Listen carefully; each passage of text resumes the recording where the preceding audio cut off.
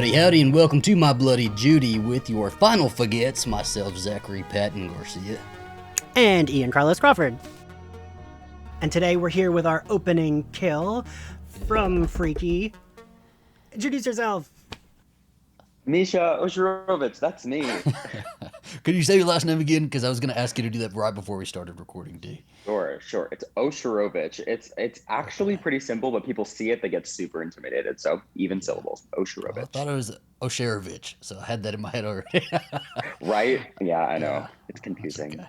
Yeah, so as this episode goes up, our Freaky episode is probably already out. And this is one of the stars of that movie. Kind of tell us a little bit about who you played.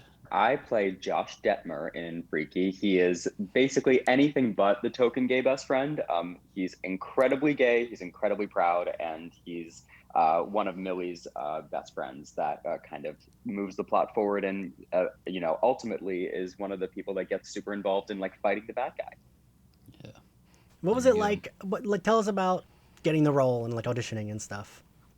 Sure. So I was living in New York at the time, and New York auditions are a special kind of crazy because some of them are in person and some of them are on tape, but they're all over the city. So I actually had what I thought was a more important audition that same day downtown in New York. I live really far from town.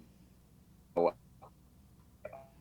put the Zoom together kind of just like now. I just like hurried down. I sat down with the director. I'm like, yeah, this is the role. It's great. And, it is a really fun script, but it read like a really outrageous gay best friend. And the director asked me at the end of that kind of session, he goes, what, if anything, should I know about you wanting to play this role or you playing this role? I'm like, look, if you give me this role, I'm going to make this kid a human. I'm not going to just let him be like the token gay kind of stereotypical best friend. And that's clearly what you wrote. You wrote a kid with heart and like humanity, but I'm going to make sure to bring it out and then some. And apparently I said the right thing because I got the role. And I did not get the role later that day.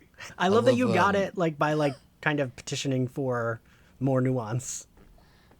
Well, yeah, that's look, Chris Landon the director has a really particular style. And it's funny because he's known kind of in the horror community for being both the person that has some of the best kills and some of the best kind of like tropic shock value, but also his characters have a kind of surprising amount of heart.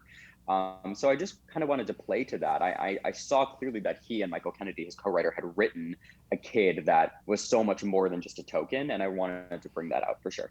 It's important to have that nuance because in the past you do have the gay characters or the stereotypical characters who are the one-off kills, and then they don't have much dimension to them anyway. And I liked your performance in this movie, and I really liked how they described the gay kid as excited. That was my favorite line in the entire movie. Yes. Ian just laughed her asses off at that. But as an actor, so what kind of stories are you looking to tell? So you play this gay kid and you want to put a little bit of nuance in there, but what other stories are you really wanting to tell through your acting?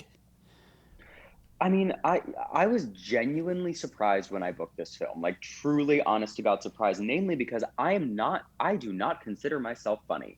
I don't walk around this world thinking, oh, I'm hilarious.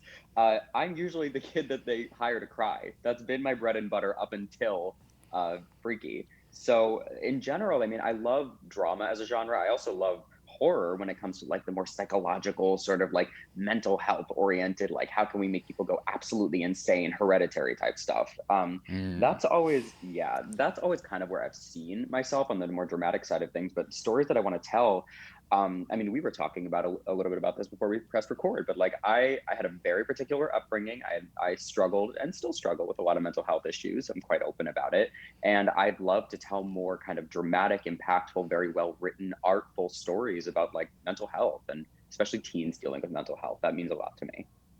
Yeah, we did an episode on Hereditary, and I think we both kind of felt like that's one of those movies where it would be good without the horror elements. Like it would still be like a really good movie about grief, and then the horror elements just like, of course, escalate it to like bananas levels of like, shit, that happened, but like it's so well, yeah, like it's, yeah, I like that kind of horror too. Mm-hmm. And those stories that you're wanting to tell and would be more interested in telling, how few and far between are they when you go out on auditions or you get I don't know how the acting world works, but like you hear about a project or something like that, and you go out for it. I mean, how many of those sorts of projects even are there being made? You Not a ton. And it's funny, there's this kind of a walking joke, if you will, that Euphoria has been sort of the North Star of like, oh my goodness, teens deal with mental health, and look how like artful a TV show can be about it. No shit. But I have to say that we are in a really interesting time right now. Obviously, the pandemic has people consuming so much content. So in a way, it's very exciting because I'm getting more auditions and hearing about more roles and like seeing more projects get developed as my phone goes crazy. Shush, not now. And it's amazing that more and more content is being created, but there's only so many writers and directors that have a lot of faith in their audience, and that's I think where Euphoria really shines, and that it has faith in people realizing that mental health and drama within the teen world, that sure it's sexy to an extent but it's quite real and grounded, is like molasses. The evil, the big bad, if you will, to use horror terms, is everywhere. Teens are just dealing with this oppressive thing called growing up, and I'm really interested in stories about that, and that's what I want to write, create, act in. And there's still a lot of content that doesn't trust audiences enough to Hmm. really digest that. Yeah, I would agree with that. Yeah, I love a nuanced teen anything. Like Buffy's my favorite show. I love like anything Mm. where it's like watching teens go through, and like the when you know that the writers trust that yes, these teens would have these, like they're not like, oh, they're just like writing them as like silly whatever. Like I don't know. Well, they're not half-formed humans. They're fully fleshed out human beings. They're just growing. Yeah. Yeah. And the horror genre, it doesn't get nearly enough credit for really going there in terms of showing different sides of humanity and showing the ugly and all of that. And like you're saying, there's a lot of, I don't know, studios, directors, all of them who don't trust the audience, is how you put it. I mean, there's some bad horror movies out there. There's some really, really bad Sure. horror movies out there. But I feel like horror as a general genre does trust the audience, and they're kind of, they give a little bit more credit to the audience in terms of like, well, we trust that you can follow along here. I completely agree with you. And I think that the other magical thing about horror, which is what I learned after being in a horror film and like moving to LA and being kind of, again, like dropped into the deep end of the queer horror world, because it's a really kind of insular group of amazing people here. And one thing that I learned pretty quickly is that horror already is on the fringe. It's a Mm-hmm. genre that is already on the outside and a bit in the other. Last time we all checked, so is being queer. Being queer is literally being in the other, on the outside. So when you combine those two things, and a horror in its own way is a bit inherently queer. It's inherently about situations and people that find themselves in the other and then struggle to either get to the middle of society and be accepted, or they fight to maintain their individuality. And so horror, just like you said, I think it's actually a really great way to talk about bigger and darker and more important messages through a genre that is not always like on the nose. Usually there's a chainsaw involved, but it's still Yeah. about important shit. Well, it's the genre that'll go there when other ones won't. The other genres might just touch on it slightly, but horror is a genre that will allow its performers to, go full throttle in that. We were talking about Hereditary. Toni Collette's performance was amazing, and Hmm. it didn't get nearly Incredible. enough, props, as it deserved. How much do you like horror as a genre? Okay. Are Okay. you a So horror I fan? I like to say that I used to be horror curious. Then I was in Okay. a horror film and learned a bit more about horror. So now I'm a horror fan, not a horror expert. Let's put it that way. Okay. That's fair. I Yeah. feel like Yes. that's kind of where I like throw myself, because there's so many people, like Zach knows way more about horror than I do, and there's so many people that they can like reference an actor who's been like only in 5 horror movies, but like they were like an iconic role in 5 different horror movies, but that's it. Like we watched Black Christmas together. I didn't know any of those people were, but like a lot of them are. Yeah. In that world. I mean, Yeah. that's honestly what it's like hanging out with the folks that made Freaky, whether it's Chris Landon and Michael Kennedy, or even so. I met Sam Weinman, who's kind of like the unofficial like queen, king, whatever you want to call him, of horror. Here, he's actually working on a documentary that I was just a part of about queerness and horror with Shudder.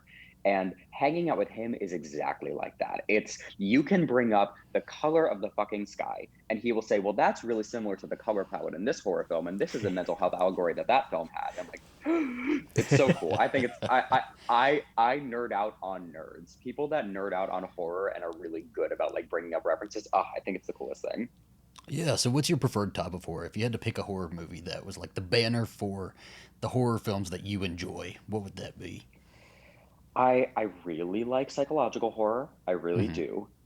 But I don't know if we're leading this, but I'm gonna like jump the gun. My favorite horror film is actually not a psychological horror film. It's Jennifer's Body by far. Oh, I really? I don't even know if Ian and I have Yes. ever even talked about that. Oh, I love Jennifer's Body. I think, I mean, as I agree with the internet that I think it was very much ahead of its time, and it kind of got, between like the sex appeal aspect, very straight male gaze of it all, two women getting sexual with each other.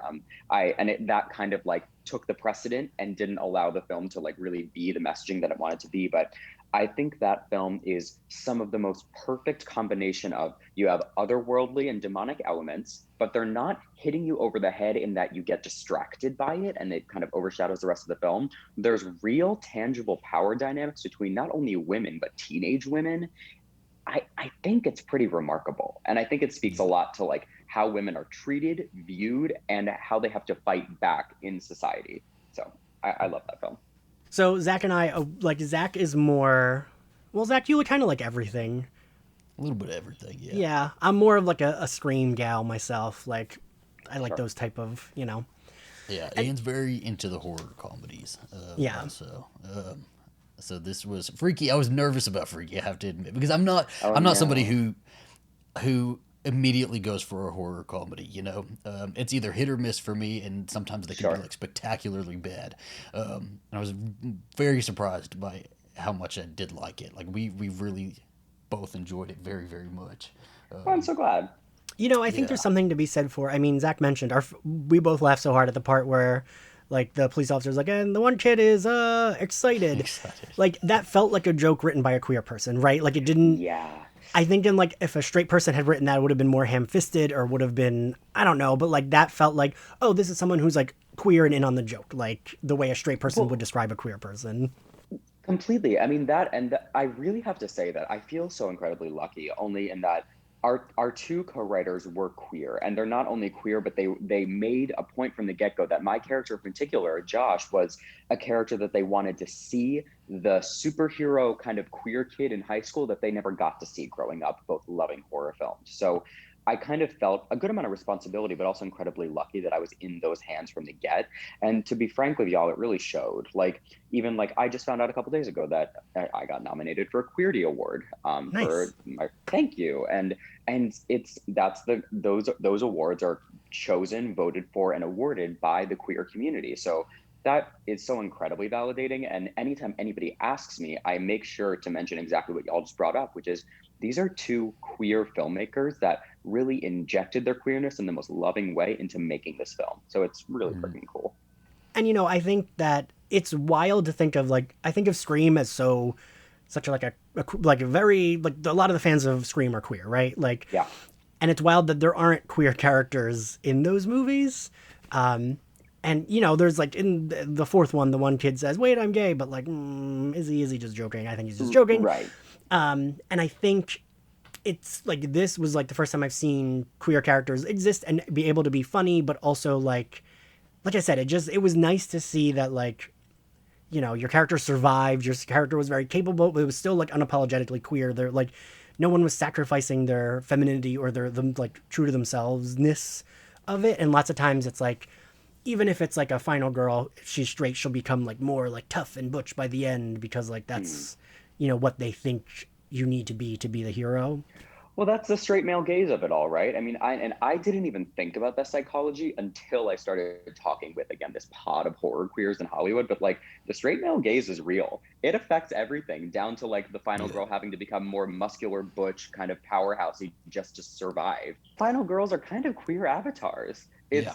It's it's what. So I mean, look, we have this phenomenon throughout queer history. Like we idolize divas. We think, especially the female pop star, we think they're incredible, they're powerhouses. We fangirl over them, but there's a reason for that because they are unapologetically embodying the powerhouse, some femininity, sure, but also strength and fabulousness that we especially wished we were able to do when we were younger and maybe not so accepted for who we were. So. Hmm. I think that Final Girls are just another diva that queers idolize. At least that's my theory about like why we gravitate towards them so much. That's certainly why I do. Like it's not a horror film by many stretches, but films like Practical Magic, where like there's like powerhouse witches doing absolutely anything and everything they have to while looking fabulous to win the battle against the several big bads in that film. And I remember as a kid being like, I want to be that. I personally didn't want to be a woman. I mean, now like fuck Yeah. gender, yay, non-binary, woohoo. But like I wanted to be that strong and that confident in all of my various forms of fabulousness. So I think that's what Final Girls represent for a lot of queers, especially. I think that fabulousness also is just it's a perfect word for it because it does permeate into just film in general. Like you look at Charlie's Angels, so we just had a Charlie's Angels movie that came out and it didn't do all Yeah. that well. But then you think about the Charlie's Angels movies that came out in the early 2000s, like they were fabulous like through and through. Oof, Like yeah. they wore the best clothes. Their hair was always perfect every battle, and that does kind of go into Final Girls. You think of Jessica Biel, like that is the male gaze projected onto it because that's a male director, a male filmmaker that is projecting that look onto her. But Right.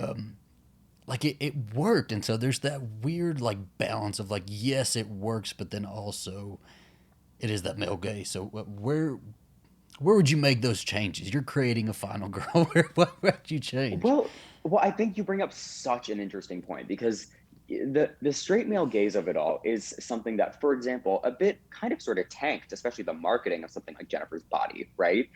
Because that's all that they were focusing on.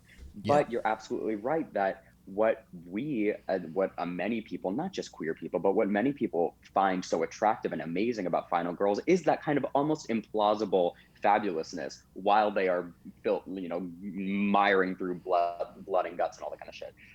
I I actually don't think that the product needs to change much. I think it's the intention. It's the same reason Okay. why, yeah, it's the same reason why y'all were saying that Freaky just kind of worked, even though we've seen it time and time again, gay people in horror, the car chase in horror. There's so many things that Freaky isn't like wildly original. It doesn't like reinvent the wheel when it comes to horror films. It just does it with a really solid intention of highlighting the awesomeness of, for example, being queer, or in Hmm. my co-star Celeste's case, being Black and proud of it. And Yeah. I think I think when it comes to like Final Girls, I don't know that again the product needs to change much. I just think that focusing on them being fabulous because they love themselves, they are proud of who they are, and they're a strong female queer character, whoever they are, that will just make it so much more soulful as opposed to just being sexy so that the straight white execs can get off while they watch the screener. Perfectly said. Perfectly said. Thank you. They came with notes today. Yes. No, no, no. I came with caffeine today. That's very different. No, no, one of the big things I did like about your character in Freaky is that you were a character, and like we said, we already said you had nuance and stuff like that, but you were a character. You were in there. You weren't just a two scene gay best friend who's gonna either die or disappear off screen. Like you were throughout the movie, as was your co-star, and y'all even arguably I don't know how much screen time y'all had versus the main character, but it seemed about equal. We were jumping back and forth. So I don't know. I liked it. It did just work. Well, I mean, I was just talking with Michael Kennedy, the co-writer, along with Chris Linden, about exactly that. We all actually do have pretty much equal screen time, so good eye, because Michael Kennedy, just for shits, kind of like timed it out recently, and we really do have equal screen time because it's weirdly an ensemble film, and I think that's another thing that makes I mean, even like whether it's the kind of the quad of like Vince Vaughn, Uriah, the kind of love interest straight boy, Celeste, and myself, whether it's our quad or whether it's Catherine when she's as the butcher, like like fucking shit up and like chainsawing people in half. It's a film that very equally focuses on several storylines, because it's about a group of friends. It's not about one hot girl. It's not about one serial killer. It's about a group of friends. Do you watch yourself back like in these I movies? I do, and here's the thing though. Uh, everybody has their own process, but as I mentioned to y'all before, so I'm a writer too, and that's very much what I've been spending most of my quarantine kind of doing is pushing a couple projects forward and getting notes and continuing to rewrite the script. I'm learning that that part of my brain is far more developed than a lot of actors that I know. And that's not, I don't know that if I'm the best writer in the world, but I'm a very visual person.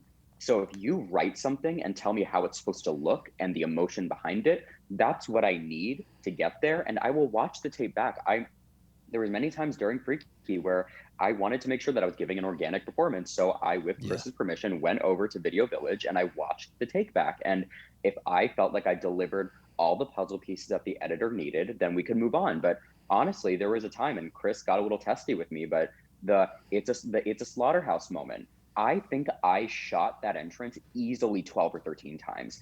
It's a very small bit, and it's in the trailer. It's funny, it's great, but I remember distinctly it's the last take of that we used because I just couldn't get it until I finally said, I'm going to Video Village, I'm watching a couple of them back, and then I saw what I wanted more of, and I went and I did it. Hmm. So I'm a very visual person in that way. I do watch myself back. And so, how hard do you think you are on yourself? Oh yeah. To to If you had gotten to like I don't know on that slaughterhouse part, if you'd gotten to like take 18, do you just kind of wrap it up, or do you keep pushing it? I want so badly to be like heartfelt, soulful actor that tells you that the good take is in there, and you just have to move on and believe in yourself. And sometimes that woo-ha bullshit is absolutely the truth. But sometimes I especially find this like when I'm taping auditions at home because everything's on tape right now. We're not going in the room, obviously. There's an Right. apocalypse. But I will get to like take number 20. I'll get really frustrated. I'll not. I'll have a come to Jesus with myself and figure out what's going wrong, and then I go in to take 21 with a Yeah. fresh mindset and knowing what I want. So I'm a push through kind of person, but I'm also a perfectionist, and Okay. that can really get in my way. I say this about most things. Like, I'm not. I feel like when something feels. You can take a trope, and if you make it queer, I'm instantly more invested. And I felt Sure.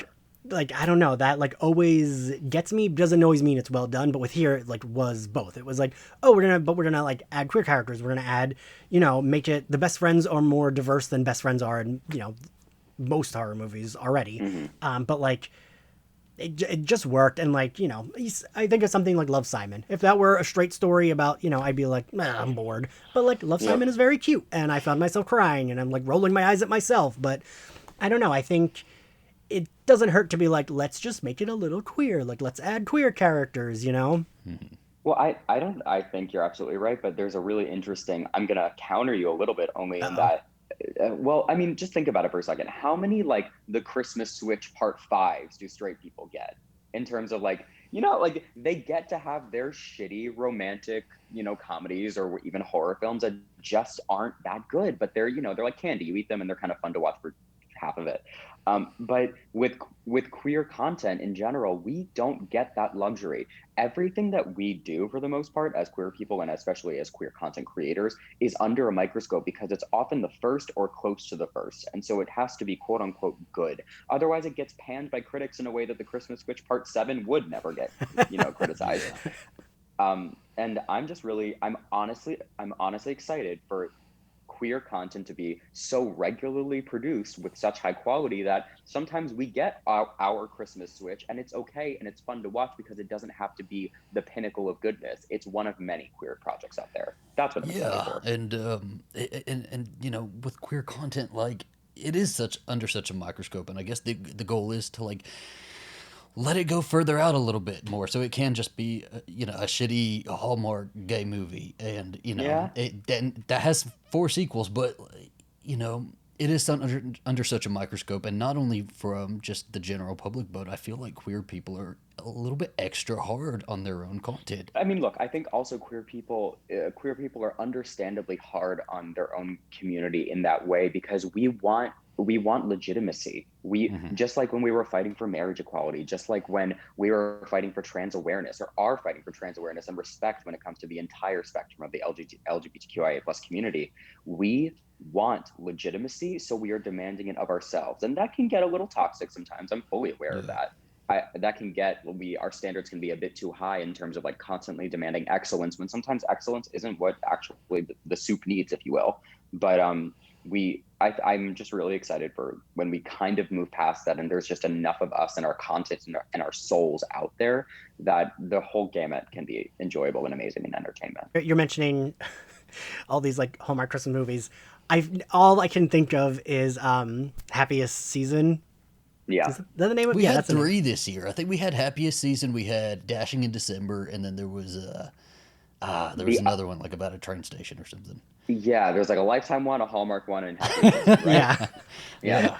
But I think of like I enjoyed watching it, right? I mean, did I think it was, Academy Award winning film? No, but it was like, all right, this is It was cute. a superior like Yeah. cable it was like, holiday film though. Yes. Yes. Right. It was like it was for what it was well done. And honestly, I'm just enjoying the discourse it's creating on the internet because there's legitimate problems with the relationship in that film. Right. But I mean some of their PR spins have actually been pretty perfect. They're like, yeah, the film's not perfect, so let's make more. That's literally what the PR of the film has been saying. So great. If that's the result, fine. Yeah, and sure, give us 7 of those movies. Sure, I'll watch them every Christmas. I don't need 7 Happiest Seasons, but no, that's credit to Clea Duvall who made that movie. I feel like when there is queer content that is being spearheaded by queer people, I mean, they are the ones that are going to take extra care of this project because they know that it is under a microscope and it has to be worth it, or else it's not going to be made anymore. That's just the business of all of this. Is if nobody had watched Happiest Season, there would not even be talks of any other Happiest Season movies. Right. So I mean, queer people take a little bit better care of their queer content than everybody else. The straights, if you will. Well, Misha, I think you make a good point though that like. I always go back and forth with that too, whether it's like we're criticizing it too much or whether it's like just the right amount or like I like waver back and forth with where I land on that because I do think sometimes it's like maybe we're being too harsh on this because these straight projects aren't getting criticized at all. But then I'm like, oh, but I do want the queer projects to be, not to sound like fucking Melania, but to be the best, right? Like I do want them to be best. I'm surprised nobody brought up Auntie Gay. That's what I'm thinking of. But perfect. Yeah. That needs to be a horror movie. Somebody's got. Honestly, as I said it, I was thinking that. What does Auntie Gay as a horror film look like?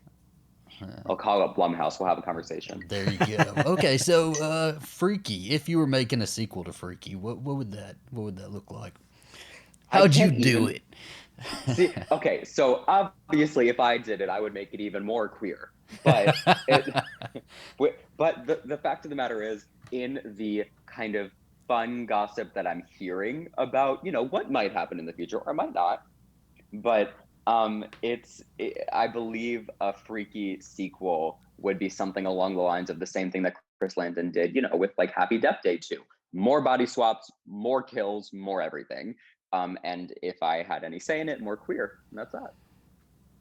I think going forward, that pitch. Doubling body swaps would be such an insane idea that it might even actually work. I will say that I consider myself a very creative person, but like even being on set with Chris and Michael and just hearing them bounce ideas back and forth, be it about Freaky or other things in their lives, I'm like, you guys are nerds.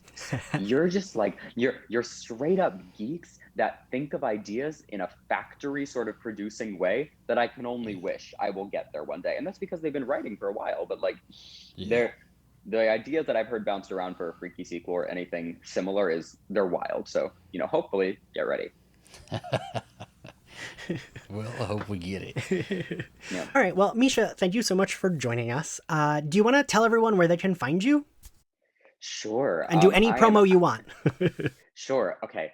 fun. I'm really cool. I'm awesome to hang out with. And no, that's absolutely not true. I'm at Misha Osherovich on all platforms. I'm the only one in existence. So go forth and figure out how to find me, because that's, spelled one way, Osherovich, and come at me. We thank you guys so much for listening to this episode. I hope you are listening to this in conjunction with our freaky episode, about 40 minutes long. So go check it out if you haven't seen that movie. And we thank you for listening. Bye, everyone. Bye.